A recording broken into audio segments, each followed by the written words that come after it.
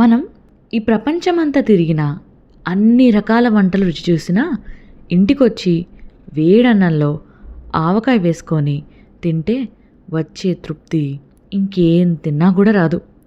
అలాంటిది ఆవకాయ సీజన్ వచ్చిందంటే ఊరికే ఉంటామా? కొత్త ఆవకాయ పట్టుకోవాల్సిందే కదా మరి. ఇంకెందుకు లేటు? ఆవకాయ మంచి రుచిగా రావాలంటే ఎలా చేయాలో ఈ వీడియోలో చూసేద్దాం. దీనికోసం ముందుగా మామిడికాయలను శుభ్రంగా కడిగి తడి లేకుండా తుడిచి ఇలా ముక్కలుగా కట్ చేసుకొని పక్కన పెట్టుకోవాలి. ఆవకాయకుండే రుచంతా మనం వేసే కొలతల్లోనే ఉంటుంది. ముక్కలు, ఉప్పు, కారం అన్నీ మెజర్ చేసుకోవడానికి ఒకటే గ్లాస్ తీసుకోవాలి. ఇక్కడ ఆల్మోస్ట్ 6 గ్లాసెస్ ముక్కలు తీసుకున్నాము. ఇప్పుడు ఒక 3/4 గ్లాస్ సాల్ట్ యాడ్ చేసుకోవాలి. ఆ తర్వాత ఒక ఫుల్ గ్లాస్ కారం యాడ్ చేసుకోవాలి.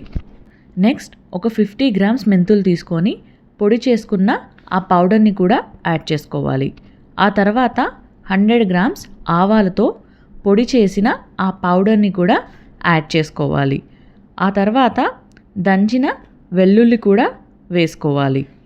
అలాగే పొట్టు తీసిన వెల్లుల్లి రెబ్బలు కూడా యాడ్ చేసుకోవాలి. వెల్లుల్లి రెబ్బలు పంటి కింద తగులుతూ ఉంటే చాలా అంటే చాలా టేస్టీగా ఉంటాయి. ముక్కలకి పట్టేటట్టు ఉప్పు, కారం, మెంతుపొడి, ఆవు పొడి బాగా కలుపుకోవాలి. ఆ తర్వాత ముక్కలు సగం వరకు మునిగేదాకా వేరుశనగ నూనె యాడ్ చేసుకోవాలి. అంతా బాగా కలుపుకొని పచ్చడి ఊరడానికి ఒక 2 days పక్కన పెట్టుకోవాలి. ఒక 2 రోజుల తర్వాత చూసారా, ఆవకాయ పచ్చడిలో నూనెంతా పైకి ఎంత చక్కగా తేలుతుందో. ఇప్పుడు కొద్దిగా రుచి చూసి ఉప్పు సరిపడకపోతే ఇప్పుడు యాడ్ చేసుకోవచ్చు. ఉప్పు, కారం అంతా బాగా సెట్ అయిపోతే ఇంకేముంది, మన ఆవకాయ పచ్చడిని ఎయిర్ టైట్ కంటైనర్లో స్టోర్ చేసుకుంటే సంవత్సరం పాటు ఖచ్చితంగా నిలువ ఉంటుంది. పచ్చడంతా ఎయిర్ టైట్ కంటైనర్లో స్టోర్ చేసుకున్న తర్వాత అదే గిన్నెలో 2 ముక్కలు ఉంచుకొని వేడి వేడి అన్నం వేసి అలాగే నెయ్యి కూడా వేసుకొని కలుపుకొని తింటే ఆ రుచే వేరు. ఏ చికెను, ఏ మటన్ కూడా దీని ముందు సరితూగదనుకోండి. మరి ఇంకెందుకు లేటు?